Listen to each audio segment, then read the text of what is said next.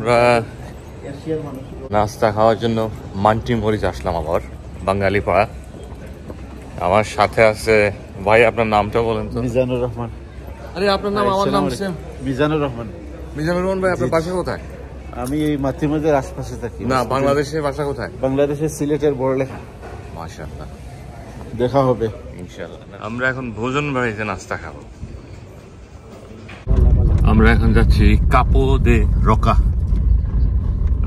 পর্তুগালের শেষ বর্ডার, ইউরোপের শেষ বর্ডার। আমার সাথে আছে মিজানুর রহমান ভাই, আমার নামে নাম।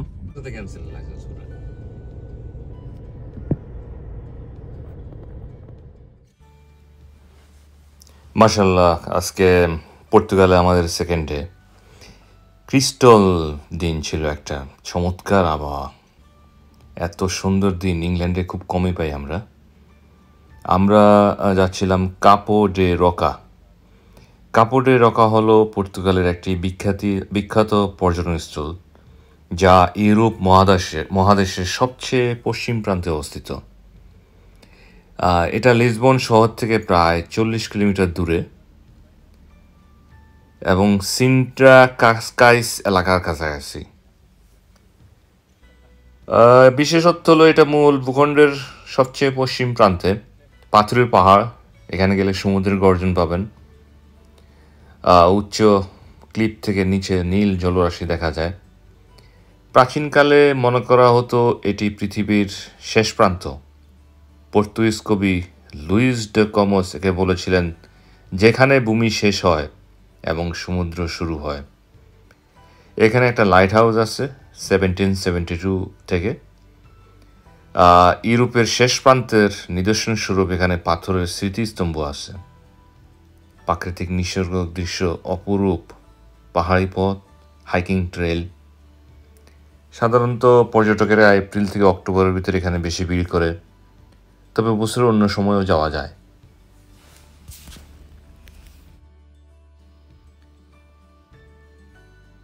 এখানে যাওয়ার সময় আমি একটা জিনিস ভালোভাবে উপলব্ধি করলাম, বা যেটা দেখলাম, রাস্তাগুলো একদম ডিফারেন্ট। আমরা যেরকম ইংল্যান্ডে হাতের বাম পাশ দিয়ে ড্রাইভ করি, ওরা ড্রাইভ করে ডান পাশ দিয়ে, এবং ঘর বাড়িগুলো টোটালি ডিফারেন্ট। বেশিরভাগই হাই রাইজ বিল্ডিং, একটু পুরানো, অতটা গোছানো না, তারপরেও ইউরোপেই।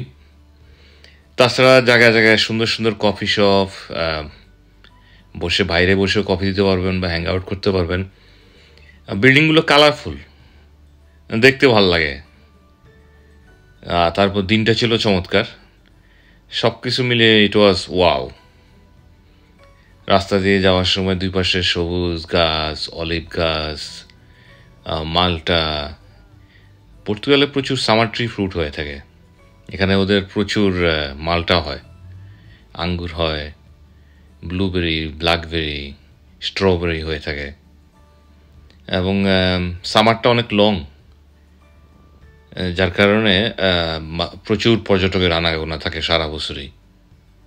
কম্পেয়ার টু ইউরোপের অন্যান্য দেশের তুলনায়, আমি জানি না আমার সাথে আপনারা একমত হবেন কি না, ফুড প্রাইস কিছু কম। যেমন আমাদের ইংল্যান্ডে একটা কফি খেতে গেলে মিনিমাম 3 পাউন্ড বা 3.50, ওখানে আমি দেখলাম যে 2 ইউরো বা 1.5 ইউরোর ভিতরে আপনি একটা ভালো কফি পাচ্ছেন। তারপরে একবেলা খেতে গেলে একজনের 7-8 ইউরোর মধ্যে হয়ে যায়। That's good.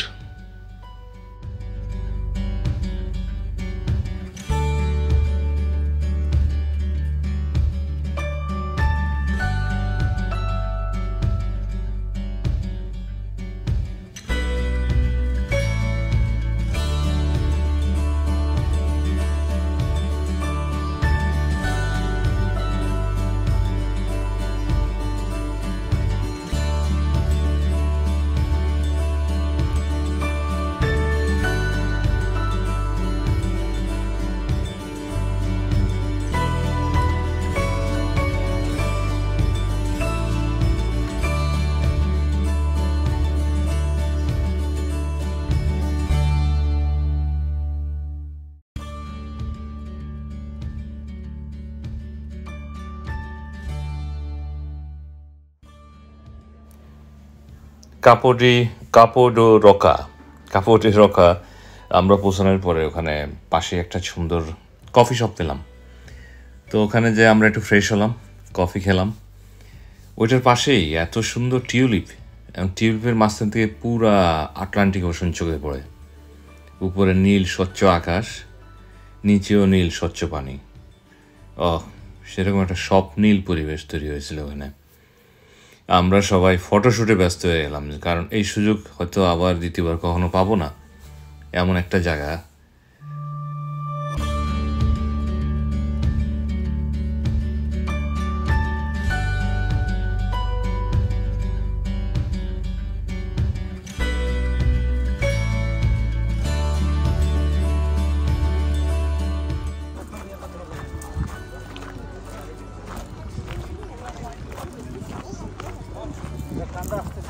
হ্যাঁ হ্যাঁ হ্যাঁ, এখানে একটা ঠান্ডা।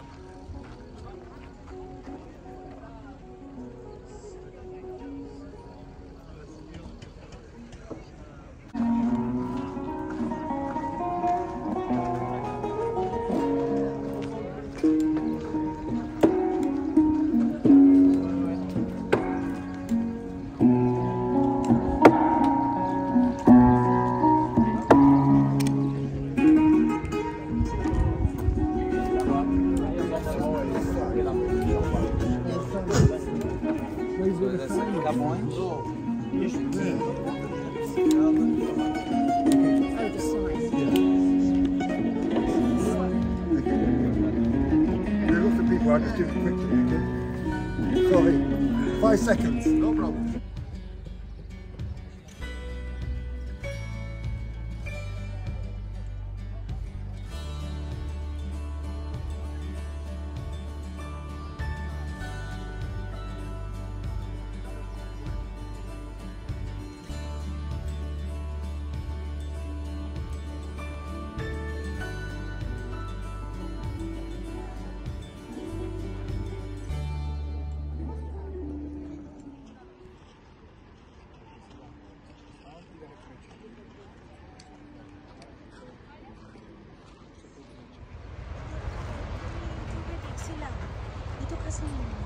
না, আমি কাছে নিতেছি না, ইয়ে নিতেছি।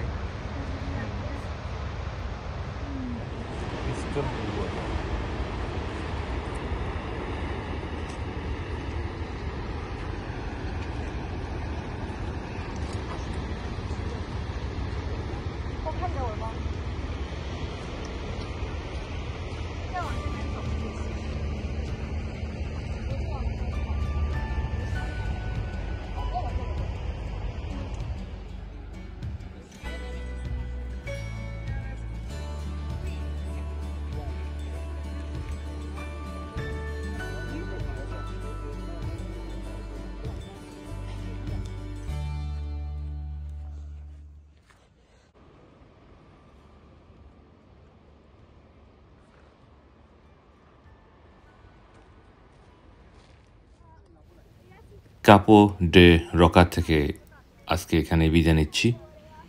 আপনাদের সাথে আবার দেখা হবে পরবর্তী ভিডিওতে। আশা করি এই ভিডিওটা আপনাদের ভালো লাগবে। সবাই ভালো থাকুন, সুস্থ থাকুন। আল্লাহ হাফেজ।